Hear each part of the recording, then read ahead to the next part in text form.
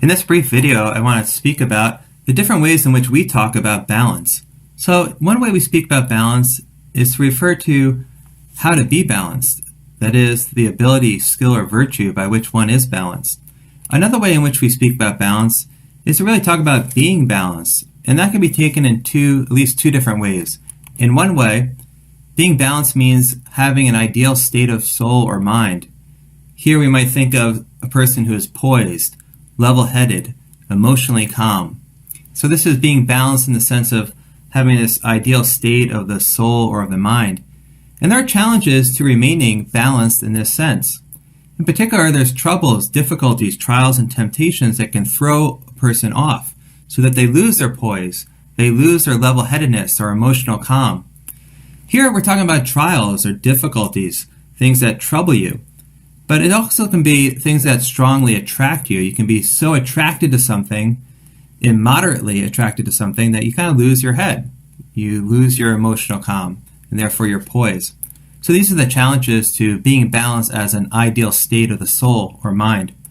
Another sense of being balanced is really to have the right arrangement of essential things.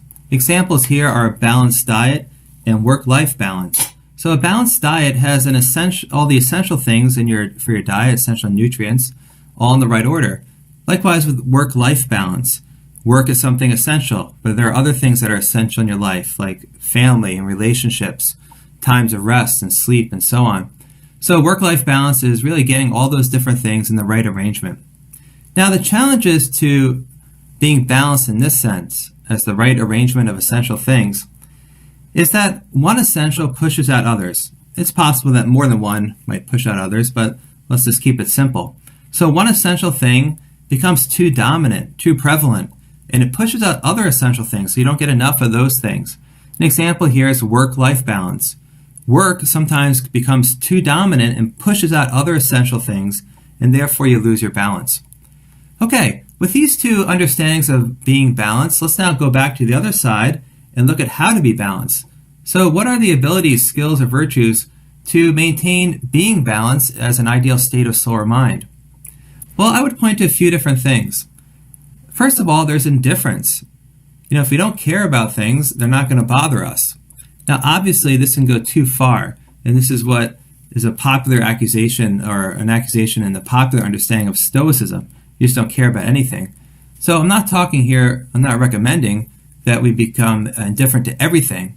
But it is true that there are some things we care about which we shouldn't care about.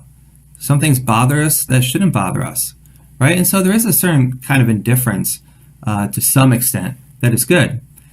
And then if we look at the things that we're so attracted to, right? We want them, we desire them so much, we lose our balance, we lose this poise, then we need temperance or moderation. And then finally, there are the troubles, the things that really are difficult to withstand. And so we need the ability to withstand trials in order to keep balance in this sense. And here we especially can think of virtues such as courage and patience. Okay, now let's look at being balanced as the right arrangement of essential things again. And what are the abilities, skills, and virtues to have that or to maintain that?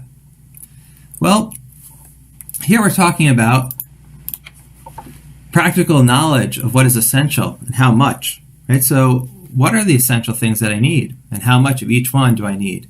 So you need to know that about your diet, work-life balance. You got to look at the situation, and what are the essential things, and how much of each one.